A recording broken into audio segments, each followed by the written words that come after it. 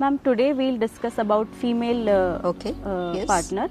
सो क्या आप हमें बता सकते हैं कि क्या क्या रीजंस हो सकते हैं एक फीमेल में कि वो कंसीव नहीं कर पा रही है? ओके, सो रीजन समझने के पहले अपन थोड़ा सा समझेंगे कि विमेन की बॉडी कैसे फंक्शन करती है ना। एक होता है यूट्रस, बच्चादानी, जिसमें बच्चा ठहरता है 9 महीने।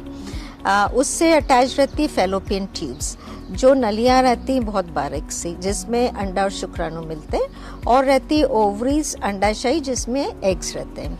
तो जब एक छोटी बच्ची पैदा होती है, उसकी ओवरीज में फिक्स नंबर ऑफ एग्स रहते हैं जो बाय बर्थ रहते हैं। Suppose 2 million eggs by birth हैं, और वो सारे एग्स उसकी ओवरीज में डोरमेंट रहते हैं, जैसे सोए रहते हैं। फिर जब प्यूबर्टी हिट होती है 13-14 में, तो वो एग्स और ग्रो होना चालू होते हैं। और हर महीने विमेन की बॉडी में, उसकी ओवरीज में एक ग्रुप ऑफ एग्स आता है, फॉलिकल, जो ग्रो होना चालू होता है, और मिड साइकिल में आके वो रिलीज होता है।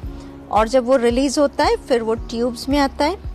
एग का लाइफ अराउंड 12 to 24 आवर्स रहता है, इसलिए timing of relationship is important. और अगर उस समय रिलेशनशिप हुआ हो हस्बैंड वाइफ का, तो जो स्पर्म रहते हैं जो विमेन की बॉडी में आते हैं, वो तैर के जाते हैं और ट्यूब में, फैलोपियन ट्यूब में एग्स और स्पर्म मिलते हैं, जिसे बोला जाता है फर्टिलाइजेशन।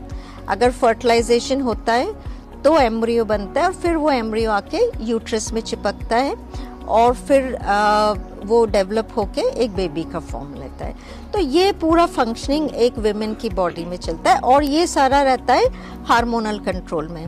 आप सुनते होंगे ओवरीज में से हार्मोन्स बनते हैं लाइक ईस्ट्रोजन, और ये जो पूरी साइकिल रहती है वो कंट्रोल करता है अपना मास्टर ग्लैंड, जिसको पिट्यूटरी कहा जाता है, जिसमें से हार्मोन्स निकलते हैं, FSH, LH, जो ये जो पूरी साइकिल है उसको रेगुलेट करते हैं।